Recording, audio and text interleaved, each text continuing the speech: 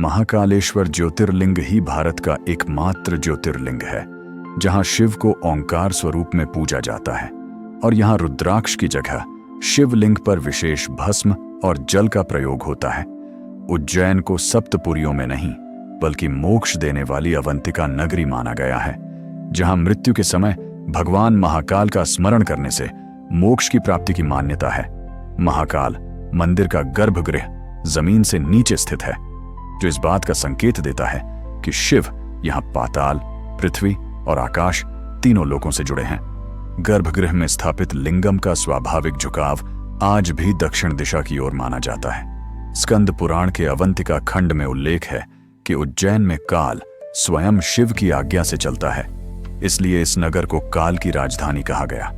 महाकाल के दर्शन के बाद भक्त अक्सर एक अनजाना सुकून महसूस करते हैं, जिसे मनोवैज्ञानिक दृष्टि से भी मृत्यु के भय के कम होने से जोड़ा जाता है। सावन और महाशिवरात्रि के दौरान यहाँ होने वाली भीड़ कोई संयोग नहीं बल्कि सदियों पुरानी आस्था का जीवित प्रमाण है, और यही कारण है कि उज्जैन केवल एक तीर्थ नहीं बल्कि जीवन और मृत्यु के बीच का आध्यात्मिक केंद्र माना जाता है। उज्जैन महाकाल क्यों जाना चाहिए? क्योंकि वहां जाना सिर्फ एक यात्रा नहीं, आत्मा का अनुभव है।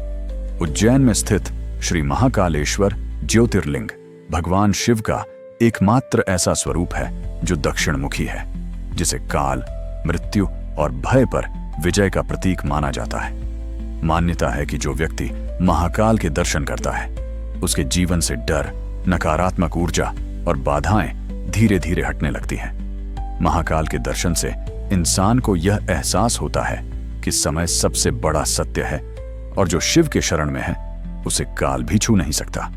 यहाँ की भस्म आरती संसार में अद्वितीय है।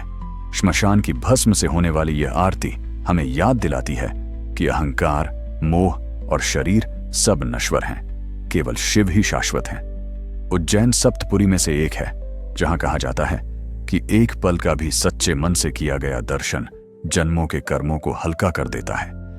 जिनके जीवन में तनाव, भय, अस्थिरता या बार बार रुकावटें आ रही हों, उन्हें महाकाल के दर्शन अवश्य करने चाहिए। महाकाल सिर्फ मनोकामनाएं पूरी नहीं करते, वह इंसान को भीतर से बदल देते हैं। इसीलिए कहा जाता है, महाकाल के दर पर गया हुआ व्यक्ति कभी अकेला नहीं रहता।